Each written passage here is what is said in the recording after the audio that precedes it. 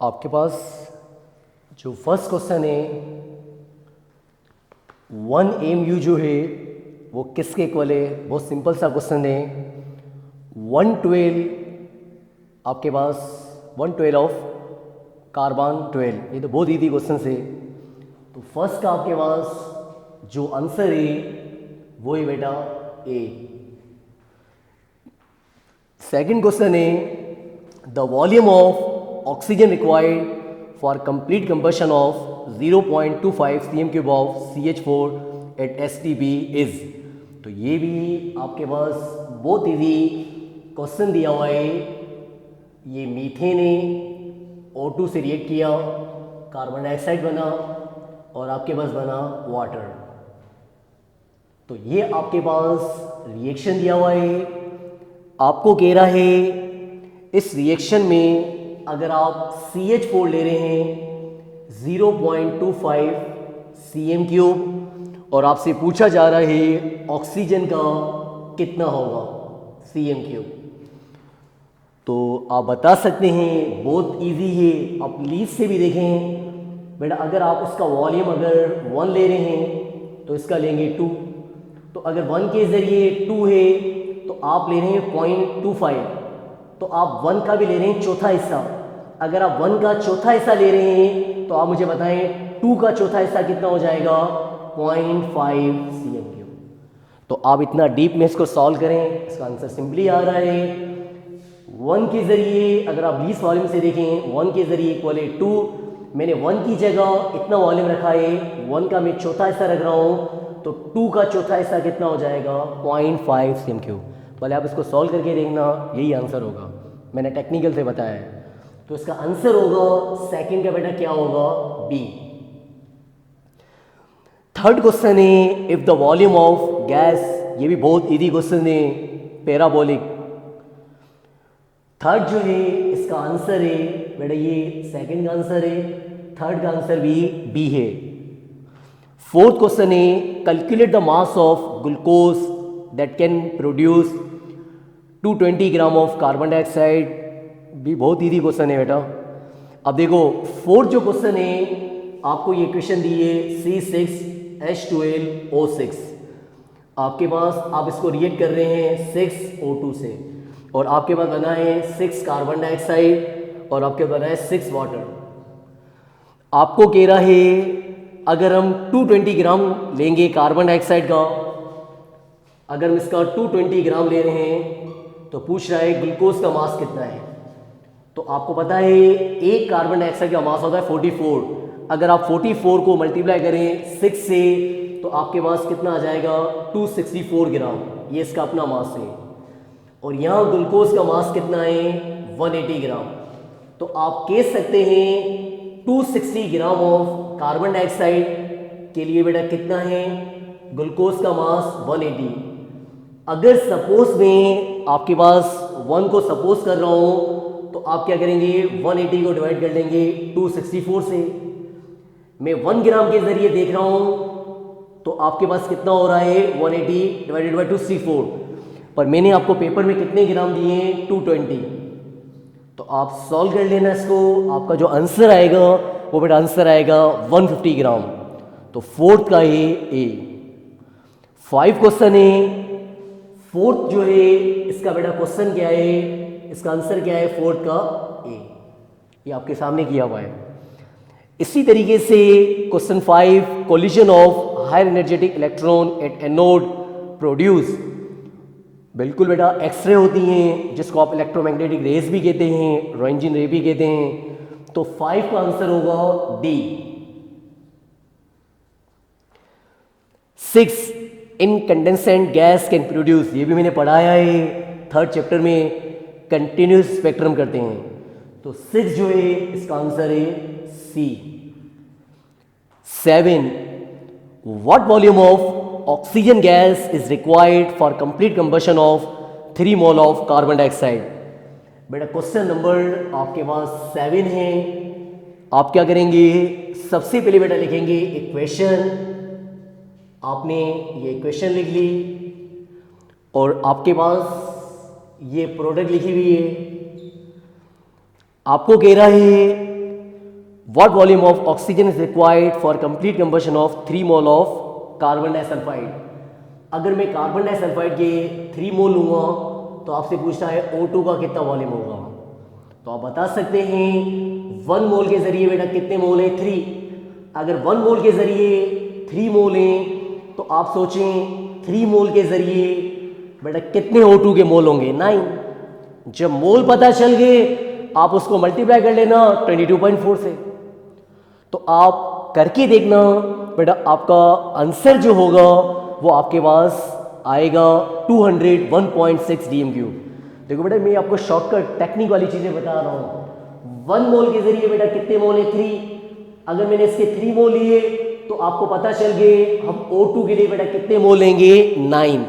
तो जब O2 के मोल पता चल गए और हमें वॉल्यूम चाहिए तो आप क्या करना 9 को मल्टीप्लाई कर लेना 22.4 से और करके देखना आपके पास आंसर आ जाएगा 201.6 DM3। C is the correct. तो 7 जो है इसका आंसर बेटा क्या होगा सी। इसी तरीके से क्वेश्चन 8 है the volume occupied by 0.8 mole of oxygen gas at 0.8 atmosphere और टेम्परेचर है 0 डिग्री। बेटा यहाँ पे जो क्वेश्चन 8 है आपके पास फॉर्मूला लगेगा PV is equal to nRT। आपको वॉल्यूम निकालना है nRT अपॉन P। बेटा सबसे पहले आप निकालेंगे मोल। मोल भी आपको दिए गए हैं 0.8। आपको याद होना चाहिए ये बात मैंने सेकेंड चैप्टर में पढ़ाई थी। जहां पे टेम्परेचर 0 डिग्री देता है 0 डिग्री का मतलब होता है 273 केल्विन। तो जहां पे टेम्परेचर 273 केल्विन होता है वहां पे हम RT का जो प्रोडक्ट है वो रखते हैं 22.4। ये बातें मैंने पढ़ाई हैं चैप्टर सेकंड में। और प्रेशर आपको कितना दे रहा है बेटा प्रेशर आपको वो दे रहा है 0.8 एटमॉस्फेयर। तो मुझे बताओ ये कैंसिल हो गए बेटा वॉल्यूम आपके पास कितना आएगा 22.4 DM3। तो बेटा आपका आंसर है सी। 8 का आंसर है सी। 9 हाइड्रेटेड सॉल्ट MgCl2। ये भी बहुत इजी है। MgCl2 में कितने वाटर होंगे, कॉपर सल्फेट में कितने होंगे और कॉपर क्लोराइड में कितने होंगे, भी बहुत इजी क्वेश्चन है। आपका आंसर है सी। क्योंकि मैंने बताया है जब मैंने आपको पढ़ाया था 7 चैप्टर तो MgCl2 के साथ बेटा 6 वाटर मॉलिक्यूल हैं और कॉपर सल्फेट के साथ 5। ये पढ़ाया है मैंने। सी इज द करेक्ट। क्वेश्चन 10 है the rate constant for decomposition of nitrogen dioxide. बेटा आपको रेट कांस्टेंट दिया गया है, इनिशियल रेट पूछा जा रहा है और इनिशियल कंसंट्रेशन भी दी गई है। तो बेटा आपके पास क्वेश्चन नंबर जो 10 है आपको बेटा मैंने 9 भी बता दिया। 9 का आंसर था सी। मैं बता रहा हूँ 10। बेटा आपके पास फॉर्मूला लगेगा dx upon dt is equal to K। और आपके पास इनिशियल कंसंट्रेशन ऑफ रिएक्टेंट बेटा क्या है NO2 और उसके साथ जो कॉफिशिएंट है वो कहाँ चला गया पावर में।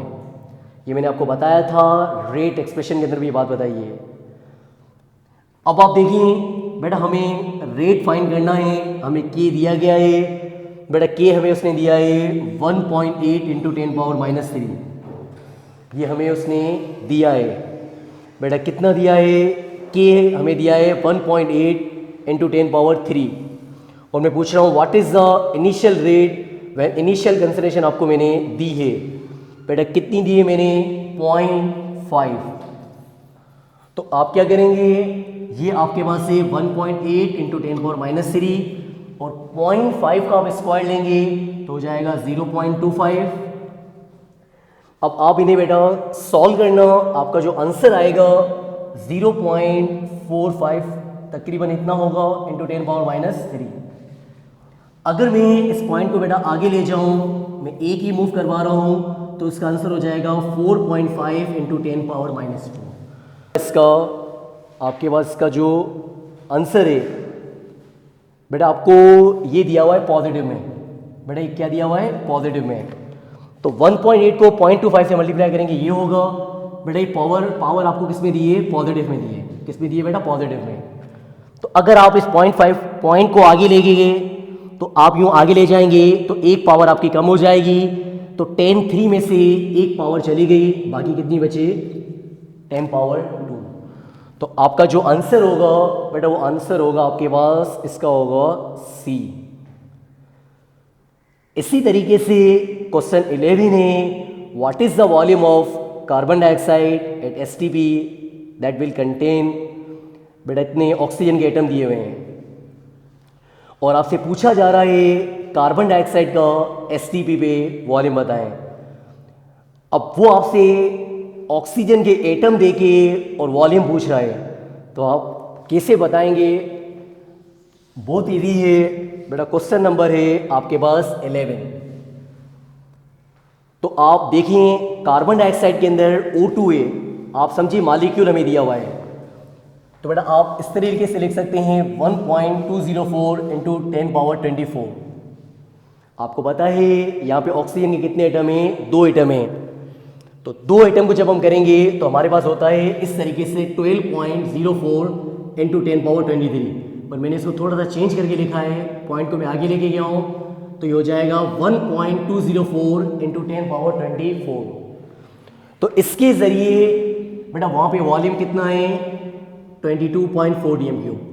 अगर इतने ऑक्सीजन के वॉल्यूम हैं, इतना ऑक्सीजन के अगर मॉलिक्यूल हैं, तो उसके ज़रिए इतना वॉल्यूम 22.4 dm³।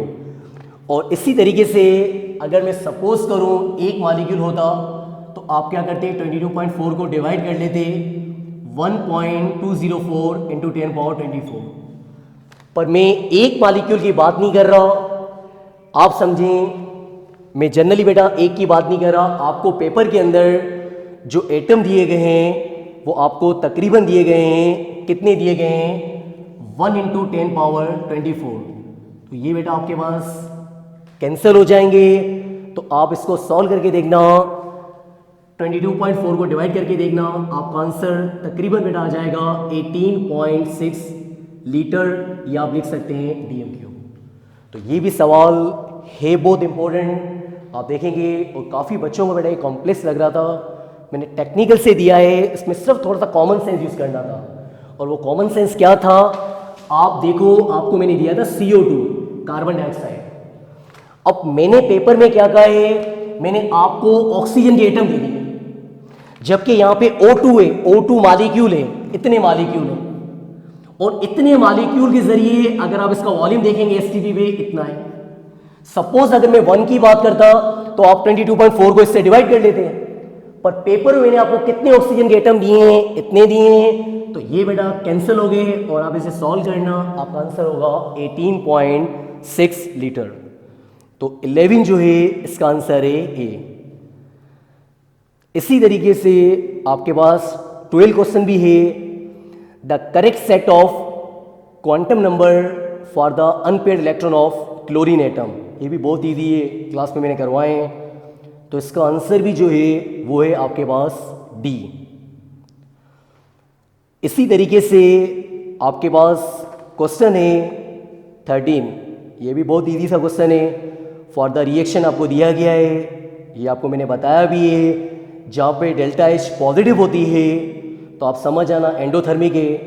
अगर एंडोथर्मिक है तो उसका टेम्परेचर जब इंक्रीज करते हैं तो इक्विलिब्रियम बेटा कहाँ जाती है? फॉरवर्ड। फॉरवर्ड का मतलब होता है राइट। तो आंसर होगा ए, ये भी क्लास में पढ़ाया हुआ है। 13 का होगा ए। 14 question, the solubility of magnesium chloride की आपको दी गई है, और बेटा मैं आपसे पूछ रहा हूँ मुझे फाइन करके दिखाओ KSP। तो आप कैसे करेंगे? आपके पास क्वेश्चन जो है वो है 14।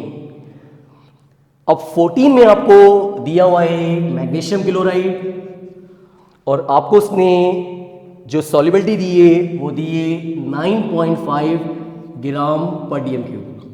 और मैंने आपको बताया आपके सिलेबस में सॉल्युबिलिटी को लिया जा रहा है प्रॉब्लम के अंदर मोल पर dm³ में। तो अगर ये ग्राम पर dm³ में है तो मोल पर dm³ में आप कन्वर्ट कर सकते हैं। कैसे करेंगे?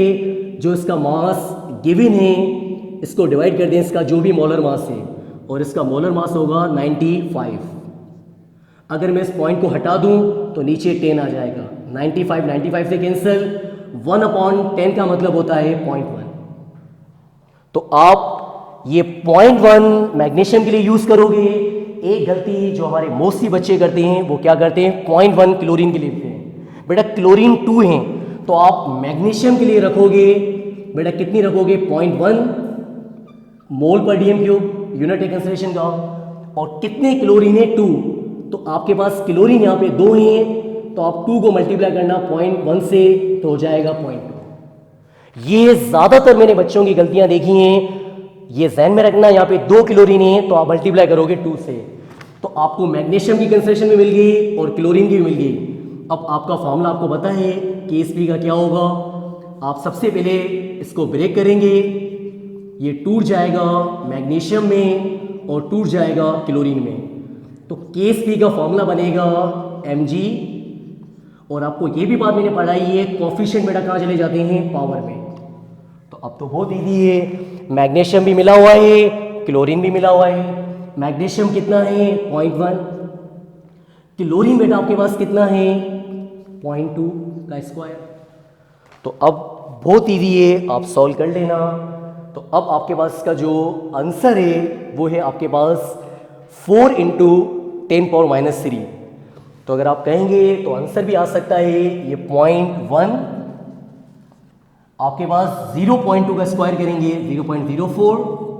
अब सॉल्व करने इसका मतलब है 1 × 10⁻⁻1 और इसका मतलब है 4 × 10⁻⁻2, ये हो जाएगा 4, बेटा ये पावर 8 हो जाएंगी, आपके पास आ गया आंसर। और इसका यूनिट भी आप गलती करके आते हो, इस यूनिट की भी गलती मत करना, ये भी लास्ट टाइम नम्स में सवाल आया था। इसका यूनिट जो आप लिखेंगे वो क्या लिखेंगे, मोल क्यूब DM9, क्योंकि बेटा आपने कंसंट्रेशन 3 लिए हैं, एक कंसंट्रेशन आपने मैग्नीशियम की लिए और 2 कंसंट्रेशन आपने क्लोरीन की लिए, तो ये भी गलती मत करना। तो इसका जो आंसर है बेटा आपके पास 14 का आंसर है ए। 15 भी बहुत सिंपल सा क्वेश्चन है, आपको L की वैल्यू 2 दी है और N की वैल्यू 3 है। जब L की वैल्यू 2 होगी तो आप समझ आना d ऑर्बिटल है, और जब N की वैल्यू 3 होगी तो समझ आना कौन सा शेल है, M शेल। तो इसका आंसर भी होगा आपके पास C। इसी तरीके से 16 क्वेश्चन है, the change in concentration of reactant या product per unit time is called, ये भी बहुत ईजी है, रेट ऑफ रिएक्शन। तो ये बेटा हो गया आपके पास 16 क्वेश्चन जो है, इसका आंसर है बी, रेट ऑफ रिएक्शन। इसी तरीके से बेटा अब मैं आपके पास आ रहा हूं 17 क्वेश्चन पे। आपके पास 17 जो क्वेश्चन है वो भी थोड़ा सा इंपॉर्टेंट है, ये भी सेम सवाल 2 से 3 साल पहले लम्स के पेपर में आया था, मैंने सिर्फ इसको थोड़ा सा चेंज किया है। क्वेश्चन नंबर 17 है, आपको एक सैंपल का मास दिया गया है, टेम्परेचर भी दिया है उसने, वॉल्यूम भी दिया है, प्रेशर भी दिया है और मोलर मास पूछ रहा है। तो बहुत इजी है, MRT और बेटा आपके पास क्या है, PV। अब उसने मास आपको कितना दिया है, 1.25, और ये बात भी मैंने बताई है, जब टेम्परेचर 273 सेंटीग्रेड देता है इसका मतलब होता है 546 केल्विन। तो 546 केल्विन या 273 सेंटीग्रेड टेम्परेचर पे आपके पास RT की जो प्रोडक्ट होती है वो कितनी होती है, 44.8, और प्रेशर भी उसने 1 दिया है आपको, और बेटा आपके पास वॉल्यूम भी उसने 1 दिया है। तो आप इसको सॉल्व करके देखना, आपके पास आंसर जो है वो बेटा आएगा 56, ए इज द करेक्ट आंसर। 17 का ए। 18 standard heat of formation of methanol is given by, आपको मैंने बताया है जब आप स्टैंडर्ड हीट ऑफ फॉर्मेशन की बात कर रहे हैं तो वहां पे आप लेते हैं एलिमेंट्स, तो आपका आंसर होगा C. What is the number of pairs of shared electron in a methane molecule, बहुत ईजी है, D. 20 the hydrogen bond is stronger in, आपके पास 20 क्वेश्चन है, the hydrogen bond is strong in, तो ये भी बहुत सिंपल सा क्वेश्चन है, डी। 20 का है D. 21 select an extensive property volume, 21 का है डी। 22 QP किसके बराबर है, ये भी बहुत इजी है, H2 माइनस H1 का मतलब होता है डेल्टा H, तो 22 का होगा C। 23 which of the following reaction is endothermic, बेटा कौन सा रिएक्शन एंडोथर्मिक है? बहुत इजी, C, क्योंकि H2 मॉलिक्यूल की फॉर्म में है, वो बेटा कन्वर्ट हो रहा है किसमें? एटॉमिक फॉर्म में। तो आपका आंसर होगा C। The pH of 24 question है, द pH ऑफ, आपको बेटा उसने ये भी मैंने क्लास में पढ़ाया हुआ है बेटा, आपको सल्फ्यूरिक एसिड के अंदर उसने जो कंसंट्रेशन दी है वो दी है 0.05 मोलरिटी, और आपसे बेटा क्या पूछ रहा है? pH। तो मैंने आपको ये बात बताई है बेटा, यहाँ पे हाइड्रोजन 2 है, तो बेटा आप पहले इसको मल्टीप्लाई करोगे 2 से, तो हो जाएगा 0.1। तो अब हाइड्रोजन बेटा कंसंट्रेशन कितनी आ गई आपके पास? बेटा कितनी निकल गई आपके पास? कंसंट्रेशन आ गई 0.1 मोलरिटी, और इसका मतलब होता है 1 × 10⁻⁻1। और मैंने आपको बताया है जब ऐसे क्वेश्चंस आते हैं 1 × 10⁻⁻1, इसको सॉल्व करने की जरूरत ही नहीं है, आप समझ जाना pH जो है वो कितनी होगी? 1। ये बातें बेटा मैंने क्लास में बताई हैं। तो आपके पास इसका जो आंसर होगा बेटा वो है, आपके पास क्वेश्चन था आपके पास 24, इस क्वेश्चन का आंसर है C1, बेटा 1 आंसर है इसका। 25 delta H neutralization is always negative होती है, C। 26 which of the following value of delta HF represent that the product is least stable, बेटा प्रोडक्ट वो लीस्ट स्टेबल होती है बेटा, आप देखेंगे एनर्जी और स्टेबिलिटी का आपस में रिलेशन इन्वर्सली है, तो जहां आपको एनर्जी पॉजिटिव में ज़्यादा नजर आ रही है तो समझ आना वो लीस्ट स्टेबल है। 26 का होगा D। 27 most of the reaction which give stable products are exothermic, तो 27 का होगा A, एक्सोथर्मिक। 28 फॉर इक्विलिब्रियम आपको 2NO2 दिया है और वो कन्वर्ट हो रहा है N2O4 में। देखो बेटा मैंने सिर्फ उसके साथ लिखा है प्लस 14.6 किलो कैलोरी, बेटा मैंने इंथाल्पी नहीं लिखी। आप ये याद रखना, किसी भी रिएक्शन में प्रोडक्ट के साथ, अगर मैं किसी भी रिएक्शन में प्रोडक्ट के साथ इस तरह वहां पे लिख दूं एनर्जी चेंज हो रही है, प्रोडक्ट के साथ में लिख दूं, तो समझ जाना वो भी एक्सोथर्मिक की बात करते हैं। ये आपके सिलेबस में नहीं है, पर मैं आपको एक टेक्निक बता रहा हूँ। काफ़ी बच्चे कह रहे हैं सर ये पॉजिटिव एंडो नहीं है। किसी भी रिएक्शन में प्रोडक्ट के साथ अगर इस तरीके से एनर्जी चेंज लिखी हुई है, आप समझ जाना वो एक्सोथर्मिक होते हैं। क्या होते हैं? एक्सोथर्मिक। आप एंडोथर्मिक समझ रहे हैं वो तब होते हैं जब मैं डेल्टा H के साथ लिखता, मैंने डेल्टा H के साथ नहीं लिखा। तो आप समझ जाना ये भी एक टेक्निक है, ये ध्यान में रखना। और अगर रिएक्शन आपको पता है एक्सोथर्मिक है तो उसका टेम्परेचर इंक्रीज करेंगे तो इक्विलिब्रियम बेटा कहाँ आएगी? बैकवर्ड। तो क्या होगा? Favour the decomposition of N2O4। B is the correct. 29 ये भी बहुत इजी क्वेश्चन है। Oxidation number of carbon in sodium bicarbonate. पी बहुत सिंपल सा क्वेश्चन है, इसका आंसर है +4 B। 30 total number of orbitals in M shell में बी, तो बेटा इसका भी आंसर होगा, ये भी बहुत इजी है। किसी भी शेल के नंबर ऑफ ऑर्बिटल बताने हो तो आप उसका स्क्वायर कर दो। M शेल आता है थर्ड में, तो थर्ड का स्क्वायर क्या होगा? 9, तो बेटा इसका आंसर होगा D।